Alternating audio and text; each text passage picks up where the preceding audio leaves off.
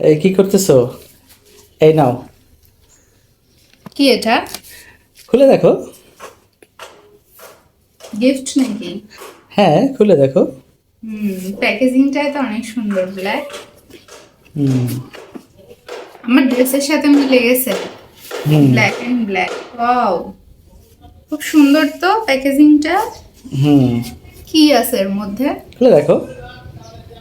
আল্লাহ মাবুদ জানে, ফাঁকি দিচ্ছ না তো? না। ইট পাটকেল পোকামাকড় নাই তো? না। ভয় পাচ্ছি। বিসমিল্লাহ। ওয়াও, এটা ডায়েরি। হুম। অনেক সুন্দর হয়েছে। ব্ল্যাক কালার জন্য আরো বেশি সুন্দর। হুম। হুম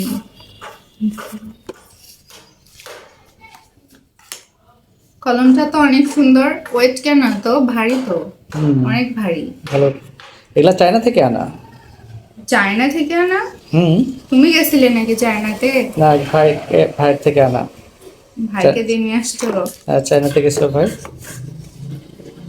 প্যাকেজিংটা অনেক সুন্দর ছিল, সবই ব্ল্যাক। ব্ল্যাকের জন্য বেশি সুন্দর লাগছে দেখি। হুম। বিসমিল্লাহ। এই যে এখানে, এটা কি? এটা চায়নার ইয়েন, RMB। এক চাইনিজ এক টাকা? হ্যাঁ, চাইনিজ 1 টাকা। 1 টাকা? হ্যাঁ। আমি তো বড়লোক হয়ে গেলাম। হুম। বাবা, এখানে আমার নামও লিখছো? তোর নামও লেখা আছে, হ্যাঁ। হুম সুন্দর। এই দেখো, চাইনিজ লেখা। দেখছো? সত্যি তো এটা চায়নার। এই যে দেখেন গায়েস, এটা আসলেও চায়নার। সুন্দর হয়েছে। বন্ধ করো। হ্যাঁ, শোনো, এখানে প্রতিদিন আমাদের ভালোবাসার গল্প লিখবে।